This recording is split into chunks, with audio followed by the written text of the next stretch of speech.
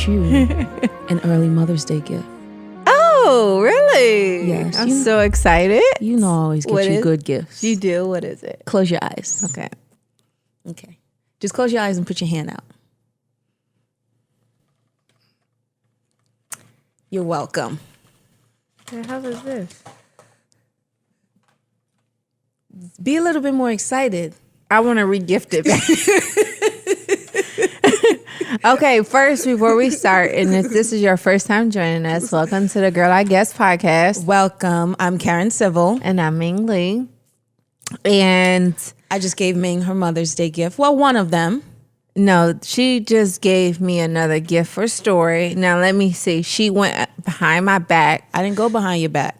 The last 2 weeks, I've seen at least 10 or 12 new little cars, and I don't know, because she doesn't have a little person, but these things are all over the floor, and you almost break your neck, and you step on them, and you trip over them. And my daughter is obsessed with like these cars, to where I have cars in my purse. So you're not telling the story right. So this is what happened. And she called Aaron. No. Story's Gigi. No, this and is got not, the okay from her. And so now she's shipping stuff to Aaron's house. No, it's so not. Aaron No. can bring to my house. You're not telling the story right. This is what happened. Story FaceTimed me, your child, from Target. A 2-year-old. Yeah, the same one that FaceTimed you. She FaceTimed you. She FaceTimed me from in Target.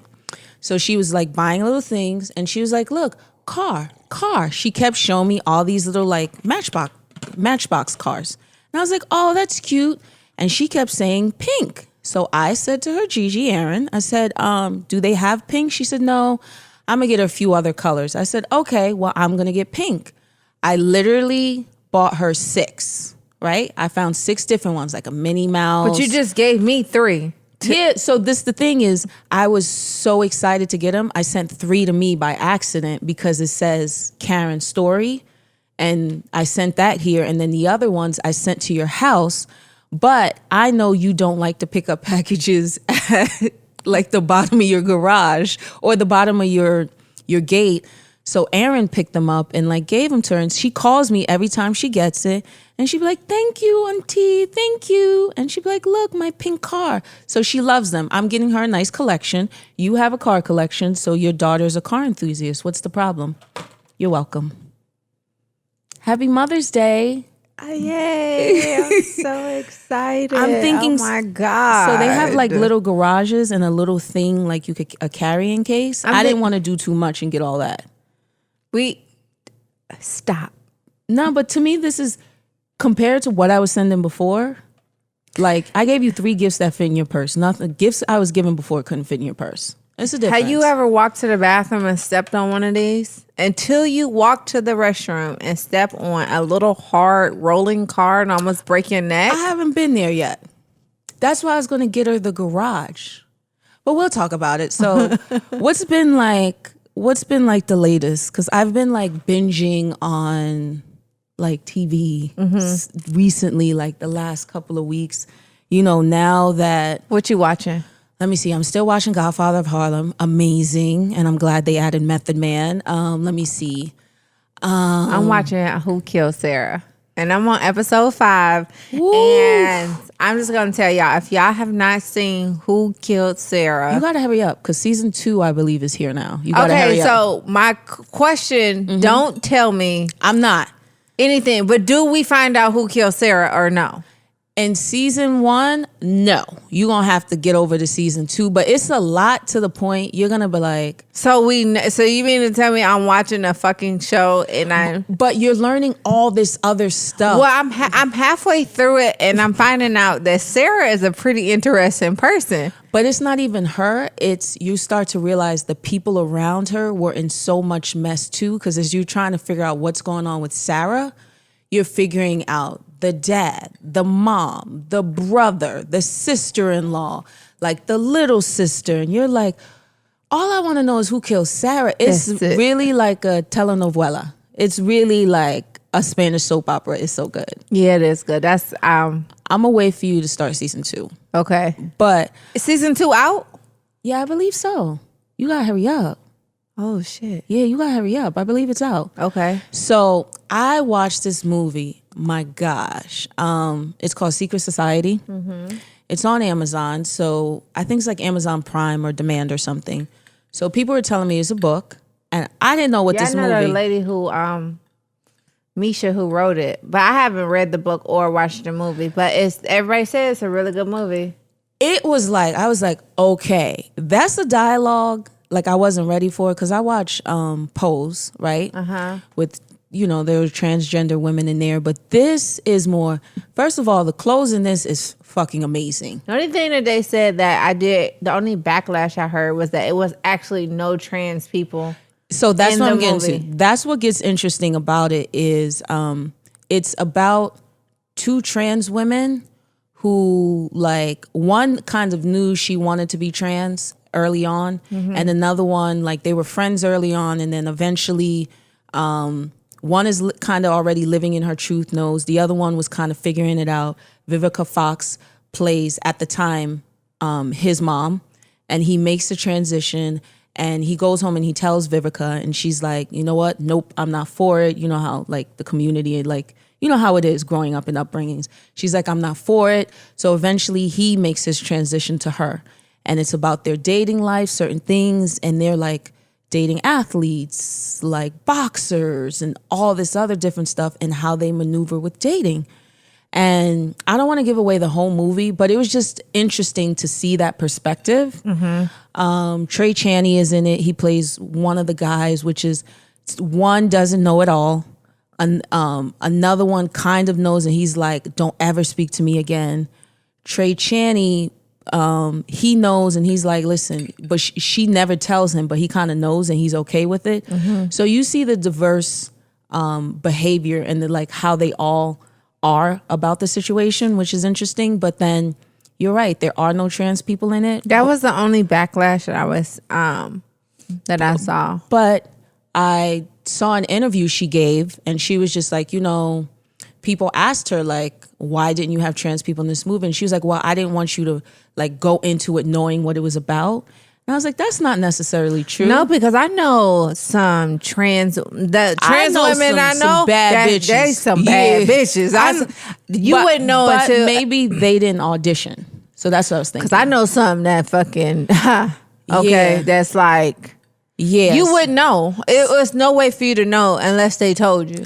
Like there's not one way to know. Like, but then I was thinking maybe she was referring to, like, some of the trans popular women we know who are actors, and it's like if they do it. But I think that probably called for a role, or just new women, or like new women who probably aren't, giving them a chance to come into this spotlight. That was the only thing I didn't understand. I was like, I'm watching a movie about trans women and how they date and how they navigate. Nah, that movie is amazing.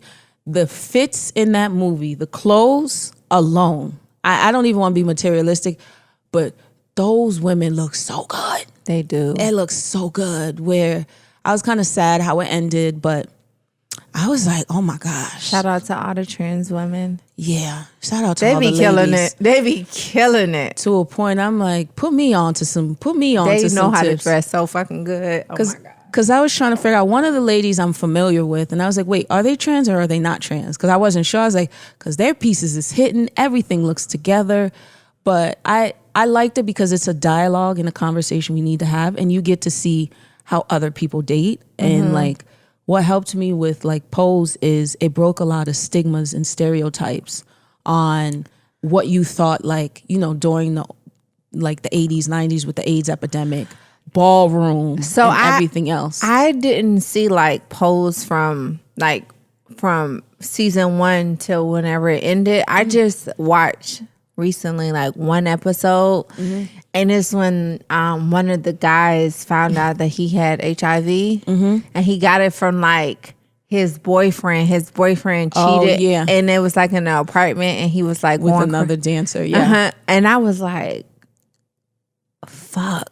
But it was deep. I was like, I was like crying for him, like damn. But I love the show so much because I don't feel like growing up, when it comes to, like, AIDS, gay people, just like the LGBTQIA plus community, no one really educated you. And I kind of feel weird being in a space like if I see someone now, can you educate me and give me the history? And it's not like, we have a history book now, we have kind of like Google, but this show helps me navigate and get a better understanding of just ballroom culture and just how they live, how they become a family, like when the people put them out, what they mean by mother, and like the slang and everything else, which I thought was just, this is the last season, which I'm super excited about. And I just think it was a phenomenal start to a phenomenal ending. But yeah, you got to get into that, and you got to see Secret Society. I'm gonna watch Secret Society. It's good TV to a fact. I am big on it because I want them to I'm gonna support these type of shows and films so they continuously make more, because now it's great that we have diverse television because we live so many diverse lives. I agree. Yeah, I'm more of a suspense person. We know who killed Sarah. Who killed Sarah? I watched The Blacklist, but you know what? You told me about that. Oh, I got to get onto it. Raymond it was Reddington. It's 7-8 seasons, right? Oh my goodness, Raymond Reddington is that guy. But I watch the shows that everybody watch. I don't watch, like Snowfall. Girl. People or Chicago. Is it called Chicago? Chi-Town? The Chi? You have to. Oh my gosh. They are on my list of shows to binge watch. Like Snowfall. I was in Detroit over the weekend, and all of my friends was posting the memes of I guess a sister and brother got killed. That's on the right, show. double homicide. And they were posting these up. My homeboy posted an obituary, and I was like, "Oh my God, who died?" He was like, "Clearly, you don't watch Snowfall." And I was like, "Oh shit, I need to watch it." They was like, "I can't believe that you never seen Snowfall." I said, "I actually watched the very first episode of season 1 when he went into the back room and met that lady." That's only. Okay, so now it's officially done. Amazing season finale. I'm not even going to tell you about it. Please don't. But did they get renewed for another season? Yes. So you got time to catch up, and you got to support the show. Dame Simpson supports our podcast. I know. I got to watch. I said I was going to. But you know what? Honestly, I truly like how Blacklist is. I gotta watch that. I love shows that have a bunch of seasons. So then on Sundays I can literally binge. I can literally order my Uber Eats Sunday, put my phone on Do Not Disturb, get my Uber Eats all day, never change out of my pajamas, and lay in my bed, all my lights off, and binge watch TV shows. So it's literally on. After I finish Who Killed Sarah, I'm starting Snowfall. Okay, that's sure. good. I'm gonna get into Blacklist. It's what 10 seasons? It's 8, but it's good. Okay. It's good. He's a crafty motherfucker. I love crafty people. I'm gonna get into that, but Mother's Day is coming up. Enough of our TV. Mother's Day is coming up. Okay.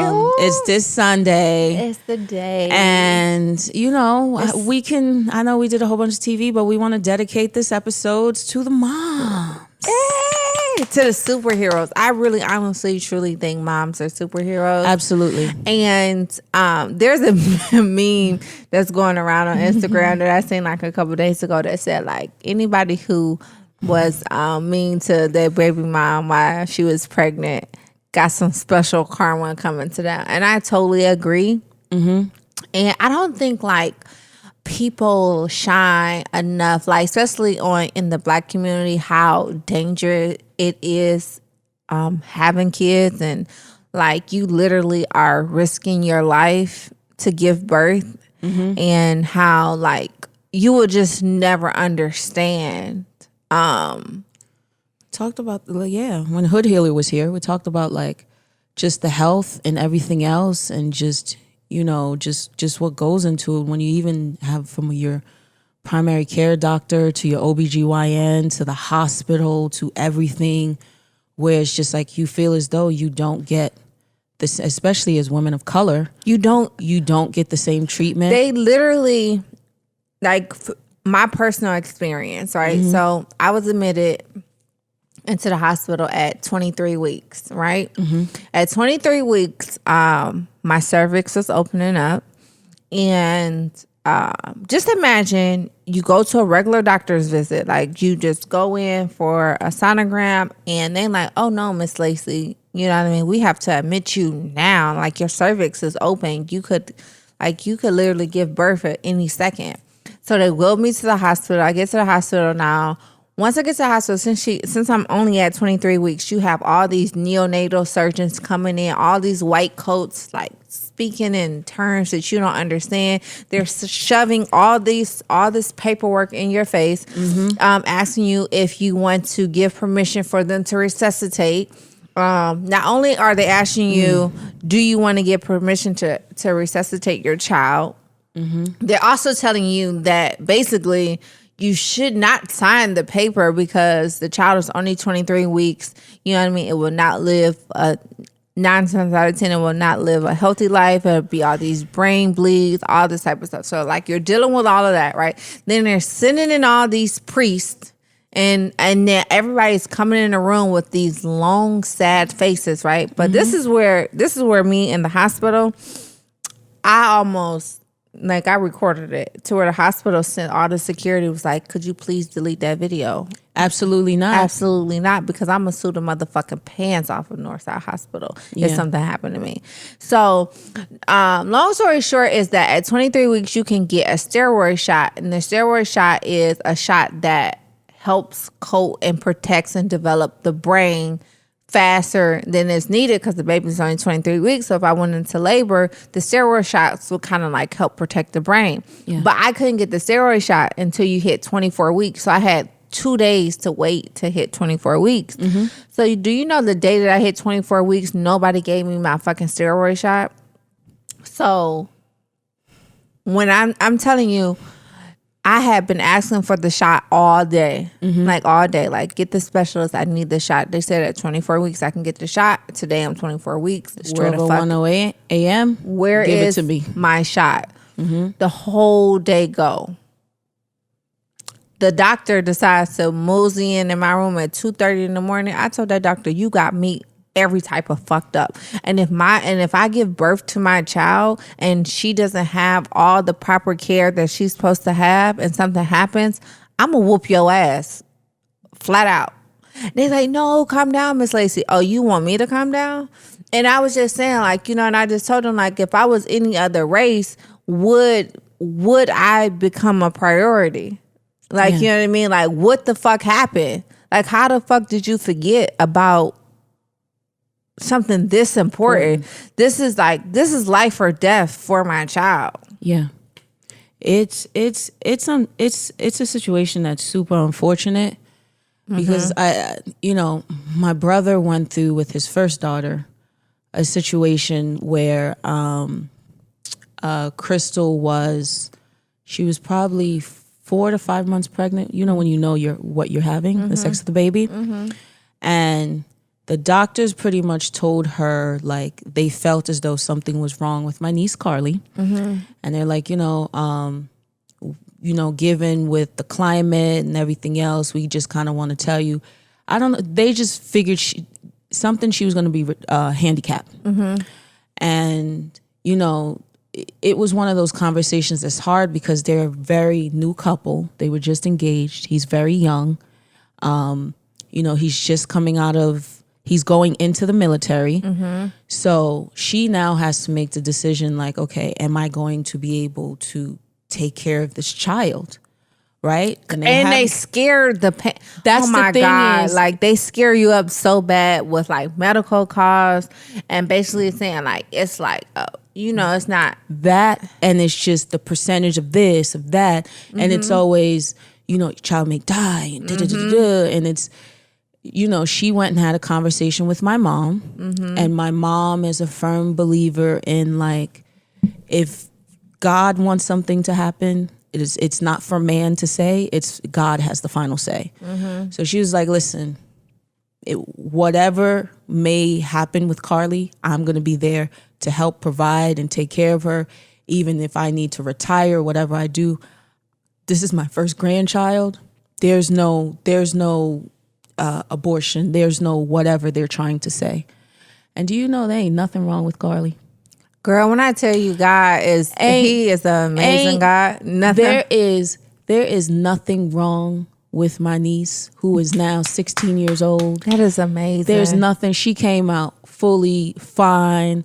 No, nothing, not underdeveloped, amazing, smart. She is like, she is my world and my everything. That's so. And if she would have listened to, like, same thing they were telling you, giving you all that, well, they told me, and this and that, and this is, I just feel like it's very fearful and it's quick information, and they're expecting you to make a lifelong decision off of a split second. Second, like you said. Well, when I was in the hospital, they told me that, so I went in at 23 weeks. They told me that I had a 90% chance of delivering by 26 weeks. Mm-hmm. They told me that it was a 7% chance that I would get to 30 weeks, mm-hmm. and that I was in maybe a 3% chance to go past 30 weeks. So it would have made story premature? Uh-huh. Okay.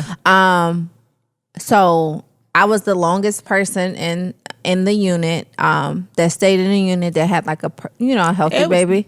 But my water did break at 30 weeks, and when my water broke, I went into labor, and I actually labored twice with Story for her to give me all that sass she give me. But I went into my water broke at 30 weeks, and I went into labor, and labor feels like you're getting ran over by a car, every 4 minutes. So if you have not gotten ran over by a car, you do not know. I don't think a lot of people have. You know what labor feels like. So I get rushed down to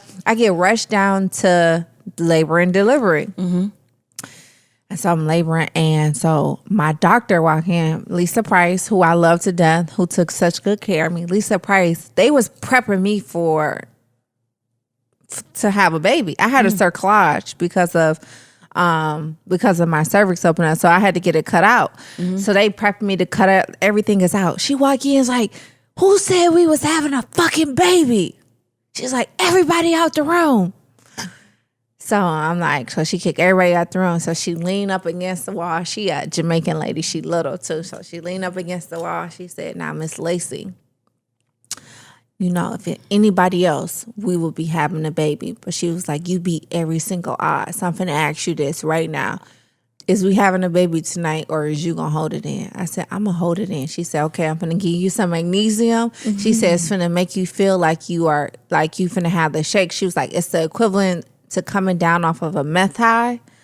Like how you be like hot, cold shakes. You get the shakes, sweating." How are we supposed to know all these feelings? A meth high, getting hit by a car. Well, this is what she was trying to explain to me. She was trying to explain to me, like, to coat the baby brain. Yeah. She was saying, like, I was finna feel like shit, basically. Mm-hmm. So I was like, fuck it, whatever, just give it to me. And so my middle stepdaughter, Shira, she was in the room with me. So I'm like, "Shira, I can have somebody take you home or whatnot," because Story dad was in LA. Mm-hmm. She's like, "I'm not leaving you in this hospital by yourself." So my little baby Shira sat in a chair like this all night while I'm like going through all of this, like, hot, cold, headaches. I'm having the shakes.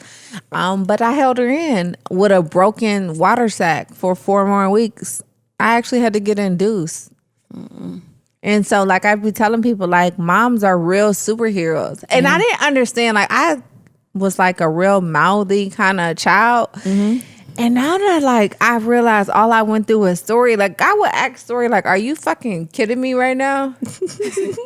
Like, I truly understand. I brought you in this world. I can take you out. You can't use them lines, because we said we wasn't going to use them lines. I know, but I understand what moms mean when you get to talking back and talking. Like, I completely understand. Is she better at waking up in the morning? Because she had an attitude. Is she better now? She have her days. Yeah. Some days she's cool. Some days she don't want to go to bed, but then she don't want to get up. So she's learning to roll her eyes now, and I keep trying to tell her. Where'd she get that from? They're going to get stuck back there. Who'd she get that from? I don't know, but she is something else. Growing up, how was your mom? Oh, man. My mom was like, she was amazing to a point. like, I think I try to be so much like her instead of at least being myself. She literally was the epitome of Superwoman because she went to work. She worked 40 hours, right? But she would wake up. She would still do my hair. Like, I had to wear ribbons and like a dress and the whole nine. She would not let me. I didn't wear jeans till the 5th grade. So she would dress me. I'd have the manicure with the clear polish. She did not like us to eat school lunch. So she would make our breakfast. I'm talking like a full-on breakfast. Then come home. It would be lunch there till she got home, and then would make dinner. Then she'd wash all our clothes. Like, it was to a point my dad used to get annoyed. Like, okay, maybe, he was like, maybe, Karen can help you with it. She's like, no, don't try to domesticate my daughter. And she's like, no, I got it. I just want her to be a kid. Like, I loved my mom because Sundays we had the big meals. Saturdays she did her laundry, all the stuff. But then Saturdays was our like spend the time. We'd go get our hair done together, get the French buns and everything else. And I'd go with her to get her nails done. We'd go shopping. And it's just like my mom, it's weird, but it's like, my mom was really like, when you think of like the olden 60s moms and things who was at home but also worked, she literally did everything. And I think I try so much to equate to her. I'm like, I want to do everything too. I just don't know how she had the time to do all of that. Like, see, I was a grandma's baby, so I grew up with my grandma. So like, I was like an old soul. So my grandma, like, like my cousins and them would be at the house on the weekend. So what we would do is she would lock her door, and we would sneak out of her window and like go eat breakfast at like this little mom and pops thing. And then also growing up, my grandmother, she did not, like old people don't like you touching their appliances. So like I could never wash clothes or anything like that because she thought we would break the washing machine. I don't even think that's just old people because we couldn't touch the thermometer. Nothing, because we was gonna break it. To a point like it could be 100 degrees and my mom be like, why you didn't turn the air on? I'm not touching it. I'll turn a fan on. I'm not touching it. I didn't touch the washer, the dryer. Nothing. I touched the television. Other than that, like, I'm not touching anything. I just don't think it's old people. You just don't touch it. And like the one thing like my grandmother taught me like as a child that always stuck with me as an adult is to like treat everybody with kindness and respect. The person that's, picking up the trash, the person that's like, holding the door, the person that's sweeping, to the person who owns the building. Cause she always used to say like, you never know, you know what I mean, how the ladder is going to move up or down. And so like, if you treat everybody good, then you don't have to worry about nothing in the end. And that was just like one thing that like always stuck. And then my grandmother, she was always so nice. She let everybody come live with her. Like all my friends, like say like if you got into it with your mom. Where you get that from? I know. I wonder where you get that from. And you got into it with your mom and you wanted to leave, or you needed to come over for a couple of days. You could for sure come to my house. Yeah, you your grandmother's child. You your grandmother's child. Because people are like, why you don't stay in Ming's house? I'm like, I'm telling you, I'm gonna go over there. It's a shit show. I don't like this. See, I don't equate it to a shit show, but I was like, it's a lot of love and it's a lot of things happening there. At my house, I tell people, and I just be trying to be like sit in silence. I'd be like, it's so much happening, from stories, toys, to television, to. And them cleaning people, they come every Monday and Thursday. So if you leave anything in my house, good fucking luck. And like you'll be sitting there, like I was sitting in the living room and it's like, hi. I'm like, who is that? Hi, because your house is so damn big. And kids come out of every nook. Like somebody comes out of every nook where it's like, hey, how you doing? Your brothers will randomly be there. So I'm like, this is a house full of love. Yeah. That's what I equate it to. I really like it. That's why when I come to LA, I want to get like a small apartment for just me. Just like I ain't got no room. So something, I'm getting all white furniture. So Story gonna have to be on, like we're gonna be on a strict. You gonna get plastic? No. Story's not doing that. I know. She's like, what was? She's ruined my She chairs. came in and she had chips, right? She had chips, but then she brought you chips because she's like, she not gonna say no to me if I bring her a snack. We gonna indulge together. She always had one chip behind her back, so then when she comes, as soon as I say no, she be like, I brought you one too. I thought we engaged and indulged together.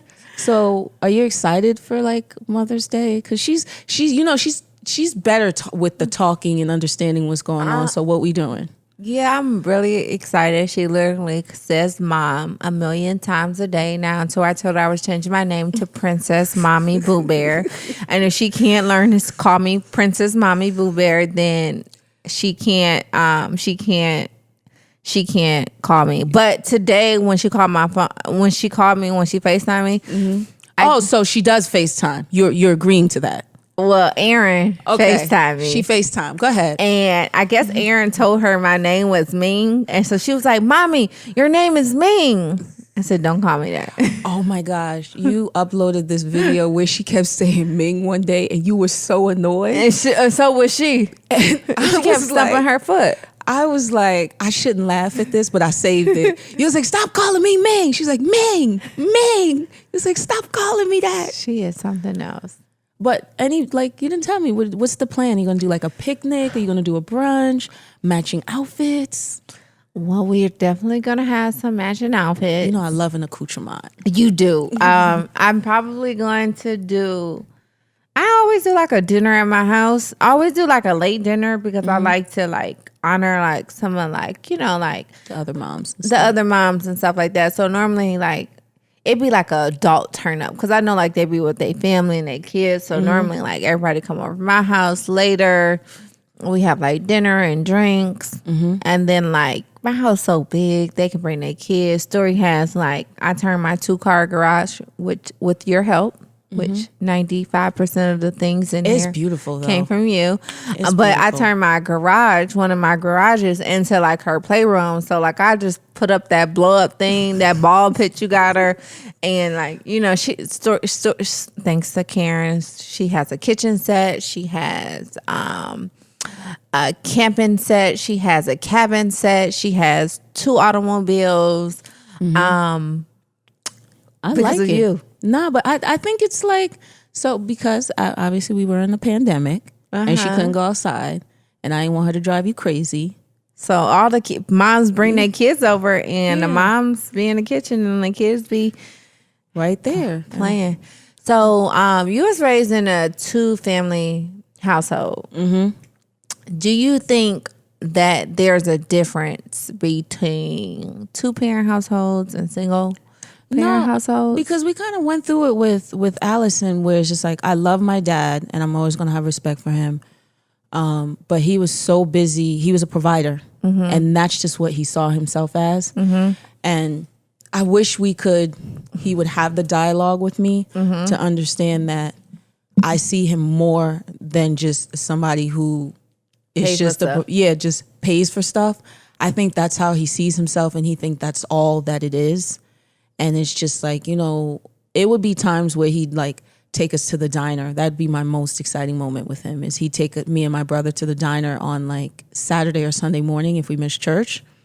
And he would do that. But that's as far as like the memories go with him, because I'd want him to come to a basketball game. Like I did a lot of, I would call them quote unquote boy sports at the time. Now they're just sports. I would do the quote unquote boy sports to feel like I had something in common with him. Like I got, instead of a regular bike, I went and got like an ATV. Just to feel like, but just to feel like, let me get the Super Soaker instead of the Barbie. Let me get this, let me get that. Let me just like try to do more of like what my brother was doing, thinking we'd have more of a connection. And Did it work? No, because it's just me and him we're just so distant because we never spent time together because he was so much out the house and he felt like all I had to do was provide. And that wasn't the case where, when you're a kid, you don't know how to explain. Now, looking back at it, it's like, hey, Dad, I understand you provide and you think, but I want to spend time with you and everything else. As a child, you don't know these emotions and you don't fully get it. But now I do. And to me, it made our household a little bit harder because of the lot of love came from my mom. So, when they separated in certain things and it's like I had more of a relationship with my mom, it felt, I know he kind of felt alienated and he felt weird. but it was just like, I didn't get that with you. And I feel like he kind of was upset with me, but you can't be upset with me because I just hate the notion of like a child is supposed to fix everything. You need to go speak to the adult. You need to do, like, I'm a child, bro. You've been in this world longer than me. And I kind of wish you would open up and discuss your feelings and certain things. So that whole 2-parent household thing is just, I say it's like a myth, because it didn't matter if it was it felt like a 1-person household where my mother was just getting support from somebody, because I barely saw him. So on the internet, I had saw that post about Lil Nas X and his mom, and she's like, an addict or not, and which for me, I can totally relate to like the feeling of like, unless you've ever had a very close family member, and I mean like a mom or a sister or somebody that's like in your immediate family, become addicted to like a substance, like substance abuse, you won't understand, because no matter how much you try to help the person, and no matter what you do, how much money you spend, no matter how, like, they will still choose the drugs over you, or the alcohol over you. There's nothing you can do. There's nothing. There's no amount of money. There's no amount of treatment. They will, if they want to choose it, they will choose it. Like, if you want to, like, for instance, like if your parent is on drugs and you're like, hey, I'll help you if you stay off of drugs, but now they're using crack cocaine in the middle of your living room, they gotta go. Yeah. Like, so now they do have to go out on the street and beg for money, because they can't stay here because my daughter stays here. Like, like people be like, about my mom, like she was addicted to drugs, and like, she's an alcoholic, and when she gets drunk, no matter, and I still like, when I tell you, my mom might say go do some of the craziest shit, and I still like take care of her financially. But it's like, there's nothing you can do to make her stop drinking. She's going to get drunk, and she's going to turn the place upside down. Like, my friends, like, like, my mom is cool and she's funny and people love her, until she get drunk, and then now all of a sudden the police gotta come, and now all of a sudden, like, she gotta be escorted out of the building, or so. Like, when I saw that post and I saw what his dad had said, I was like, I completely understand it. And I know, like, a lot of people won't understand it because they've never been put in that position to have to, like, say no, because there's like, I've done everything, and you still refuse to, like, stop drinking. Like, you still refuse to stop using drugs. Like, I can't have you sitting in my house using drugs. So this is where it gets interesting. It's like, it's like a little fine line, because I think even with like your mom, right? When I met her, I think, I look at it like, given with everything she's still going through, I still give her the respect, and I say that's people love her. I mean, I love her too. And I'm like, that's Ming's mom. Until she gets drunk. And then when she gets drunk, the fucking party gets started, and we need the police. But even, okay. Because somebody gonna get hurt. If she gets a bit inebriated and she starts talking, in the back of my mind, though, I'm like, that's still Ming's mom. It's just something in me, even though I know it's like, you figured out the cutoff point in certain things. But in my mind, I'm like, that's still Ming's mom. Be respectful. Don't say anything. Don't, like, just, Let me tell you a quick story. But real quick, your brother was like, tell her to get up off you. I was like, nope, that's Ming's mom. She finna be like, everybody give me $100. That's what she was doing at the table. And I'm like, you got 100? Come on. You got on Chanel? Oh, give me 100. Oh, Nikes? I'm you not wearing gonna lie. Nikes? I feel obligated to give it to her. No, this lady finna go do nothing but buy alcohol. That's it. I tell people like you can't even. She's going to go get. She's going to get drunk. Like, one time, right? My friend, they love my mom. Like, my mom is the funniest person. Like, I love her when she's just not drinking, right? She funny as fuck. She actually could be a comedian. She's so funny. So my friends who don't really get to spend time with her or don't know her like that, so when she comes, it's always, fun, Vicky. So I was like, this is like years ago. This is like maybe like 8 years ago. I was going to drop off all these packages, right? This is when I was still doing my shipping. And so I asked 2 of my friends, I said, hey, y'all finna come with me? They like, nah, we staying here with Vicky. So I'm like, all right. Mom is fun. So my little brother was there too, Giorgio. So Giorgio and my mom get into a fight. Get into a big ass argument. Wait, which one is Giorgio? Lace? No, Giorgio is the one that rap. With the kids? Yes. Okay. With the daughter. Okay. And so Giorgio and my mom, they get into this big ass argument. And my family, we argue. Like, you know what I mean? Like, it's like, me and my family argue so hard to where it's uncomfortable for you to be in a room because we gonna argue. We might fist fight.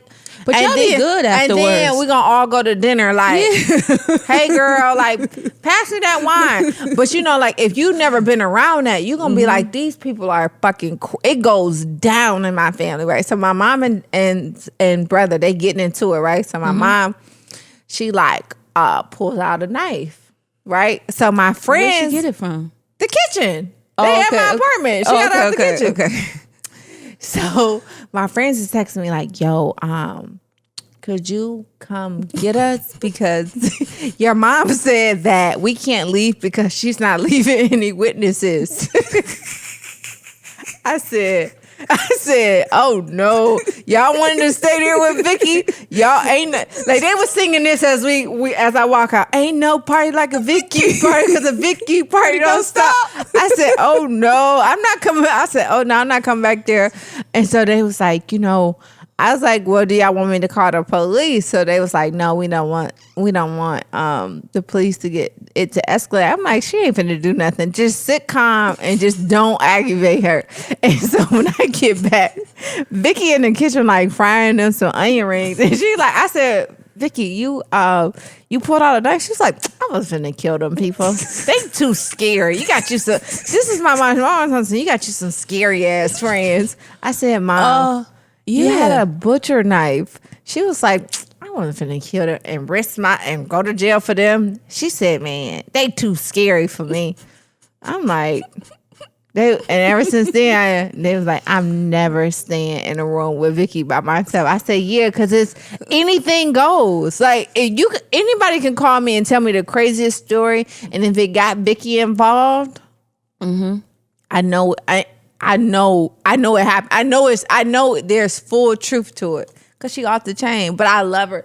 And one thing I can say about my mom is that what I love about her is that she gonna make some shit happen, right? And I think that's where I get make it shake. Yeah, like Vicky is one person you ain't never got to worry about, and I think that's where I get like my inner hustle. Like Vicky is the type of person where, you know, she gonna turn lemons into cake, lemonade, you know, cheesecake. She's always been that type of person. She always been like really quick on her feet. She could always figure some shit out. I tell her all the time, if you take the same energy and put it towards something that's legal, you'll be good. You could run a Fortune 500 company.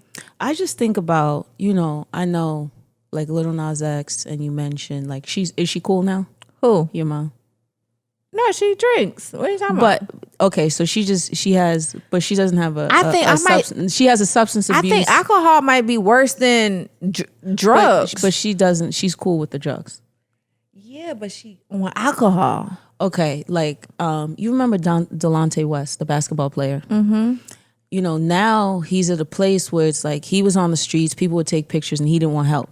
And finally, I believe the GM of like the Dallas Mavericks, Mark Cuban, is helping him and he's in a good situation. But he wanted the help. So the thing is about helping an addict or somebody with substance abuse, they have to want it. They have to want it. Because no matter who you are, like if you are, Oprah, or if you are Bill Gates and your mom does not want help, guess what? If she want to get drunk every day or she want to shoot needles every day, she's going to do that with or without your help. Like, okay, you don't want to help me? Guess what? I'm going to go get me a sign, stand on the corner. Somebody's going to help me.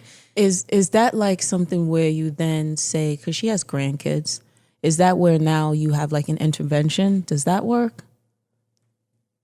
Clearly, you never had somebody with substance. Nothing helps. There is no but intervention. I mean, where it's like, no, an intervention meaning like, it's like, hey, you now have, it's not just me, you have grandkids and certain things they want to be around for you. No. It's nothing. It's until they make up their mind. And so like some people, it never clicks. Yeah. It just never clicks. Kids, like my mama had 9 kids. You would have thought at one point it would have just been like, ding, I'm going to stop. Yeah. She like, hell nah. And it's one of those things. It's like, but how was it like, I know we talked about super young, but teenage years. Was it still your grandma too?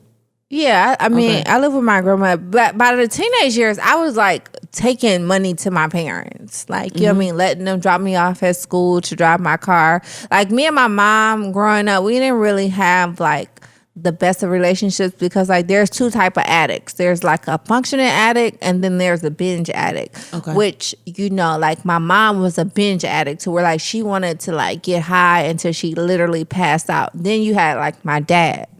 He was a functioning addict where he could control it. Like, you know what I mean? Like how people like go weekend drinking or something like that. Yeah. He can really control it. So, but like I would like, my grandmother would pack my lunch. I would every day going to school because my little brother lived with my parents. And they kind of like lived in a drug house. Is that Cody? Yeah, Cody. Okay. And I would bring him my lunch. So every day I would like bring him my grandma would pack me a lunch.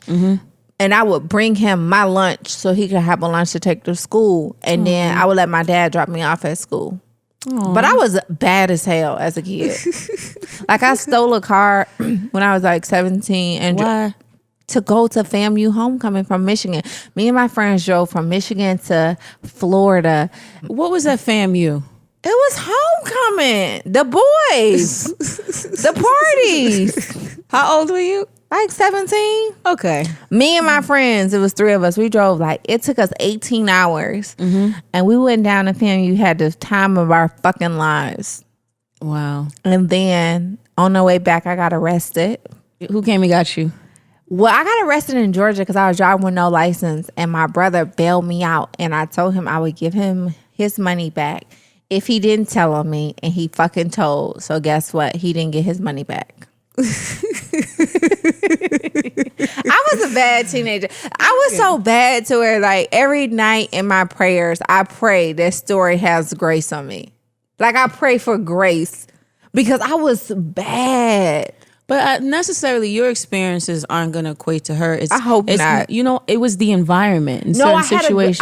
I had my grandmother. I had a good life. Like we lived in the suburbs. Even though like my parents was addicted to drugs, but I was adopted by my grandmother. She gave me the best life that God rest her soul. Her and my aunt gave me the best life anybody can. I had $500 sneakers. I had a car when I turned 16. Okay. I've been in and out the country. So you were just giving baby's kids. I was bad. I don't know if I was rebellious. I don't know what the fuck was wrong with me.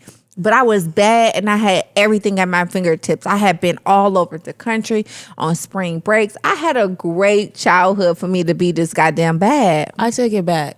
It's giving more, not babies, because problem child. It's giving more so I was Nunu. Like Laura London character. No, see, she wasn't bad though. She was bad. She just wasn't real disrespectful. She wanted to be ghetto and she was from she just didn't like the people in her neighborhood because they didn't identify with her. But did you see when he went to that house and she was Aaron? And he was like, oh, Aaron. Yeah, she just didn't identify with that culture. She wanted to be over there. Me too. That was me. I wanted to be ghetto so bad. Okay. Okay. How was your teenage years? It was good. It was like, I just went through a phase. I think that's where me and my mother clashed a lot because I didn't know who I wanted to be. I was just trying to find my identity, where it's just like I was super tomboyish. Then I went through like a goth phase. Then I went through, in the Victoria's Secret catalog, if you skip to the back, they had clothes. I would buy the clothes in there. Then I just was given top model.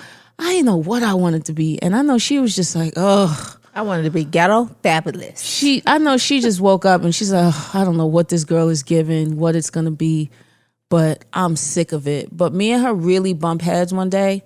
Remember that show, like Surprised by Design? Mm-hmm. I went to school. I came back home and she redid my whole room. Mm-hmm. And I was so mad because I had like my immature posters up. I had like, my room to me was fire. But she hated it so much because she was like, you're idolizing. And I'm like, listen, move around with all the Jesus talk. You don't even go to church. like, miss me with all of this conversation. This is who I like. This is what it was. But she was just like, this is becoming an obsession. I thought I was going to marry Marcus Houston and the whole nine. I came back home. She redid my whole room to a point I was just like, oh, I officially don't fuck with you. Like, I was so mad. She took the posters down. It was like new furniture. I had wood furniture at the time. It was just like, oh, the bed sets. It was all white bedroom set. The room color was different. She redid my closet, kept the clothes that she wanted me to have. And I just was like,